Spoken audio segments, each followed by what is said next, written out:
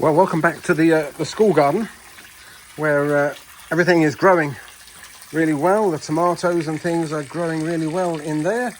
And when we've been watering the tomatoes using our rainwater stored in the water butt, there's been a bit of a smell coming from the water butt, and smelled a bit like decomposing matter.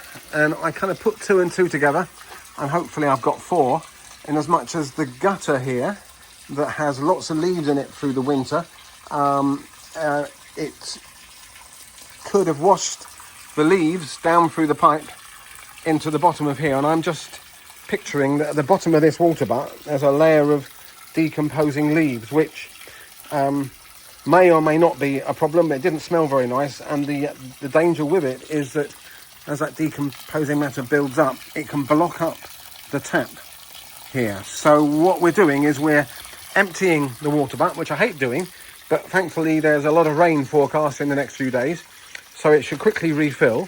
We've disconnected the pipe there. There's an overflow pipe, so that we're going to be able to empty out this water right down to the bottom, and then it will be light enough to move the water butt and get any muck from the bottom. We'll put that muck on our compost pile, and then give it a flush through with some clean water, and then reconnect it up so that we can just have clean water collecting in there from the rain pipe. That's the theory. Let's see if it works out that way.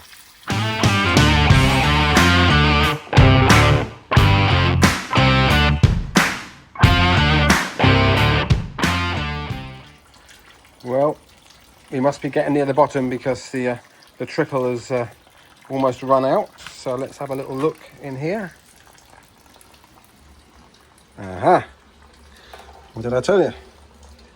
It's sludge city down there. So we need now to tip that out onto our compost heap.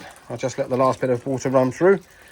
If we'd left that much longer, I think the leaves and the muck would have got up to the level. Let's see where it is compared to the tap. Yeah, you can see that. Look, it's almost up to the tap level, so that muck would have started going down through the tap and would have clogged up the tap there. So we've done the right thing here, and let's just see what comes out. There we go. So we've upturned him, and all the sludge hopefully is washed out, and some nice brown water has gone towards our rhubarb there, which means we can pick some rhubarb, I guess, any time now. I think I'll just let that wash through with the rain that's coming. But that looks like a healthy clump of rhubarb. But let's go back to here and see what we've got out of this here water butt. Yes, as they say in Wales, achavi. However, this is the start of our next compost bin. So this won't go to waste. We are going to shortly empty out this compost bin. Well, I say empty out, we'll probably dig down to about halfway and then find that we've got nice rich black compost at the bottom, which we can use in the garden. But on the top, we've got fresh garden waste, which we will fork out of there and pile it up on top of here, and then put the compost bin on top. So we kind of keep on moving the compost bin back and forth every year. And of course the ground that's underneath that compost bin is probably the most fertile bit of ground in the whole of the garden, because all the nutrients kind of wash down into the soil underneath.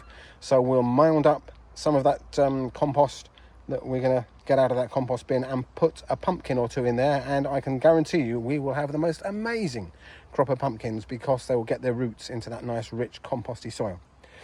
So there we go. That's the sludge out of the water butt. I wonder what it's like inside. A bit mucky, I imagine. Oh, it's not too bad. It's a bit steamy. So what I'm going to do is I think I will get a couple of watering canfuls of water and swill that around in there to get any remaining debris out of there. Yeah. So we'll give it a good clean before we reconnect it, and then we'll let the rain refill it, and it'll be a job done. there we go. So apart from giving it a final swill out, that's all we need to do with our water butt when it starts to get clogged up and the water goes a bit smelly, or you can see debris at the bottom of the water butt. And that should keep us going now for another couple of years. We've had that water butt there for a couple of years.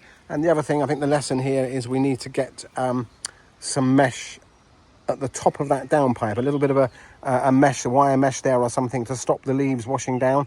And we need to remember to get up there once or twice a year and take out any of the leaves that are in the gutter to stop them kind of accumulating up there.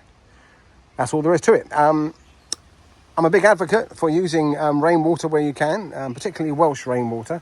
As we say in Wales, dŵr Cymru, because it's better than tap water. It's more natural. It'll have some of the minerals from the air as the rain passes through the air there. It picks up some of the minerals, and it's in the water then that we use on our garden. It's nature's fertilizer, really, isn't it? So I'd love to hear from you if you use water butts or collect rainwater.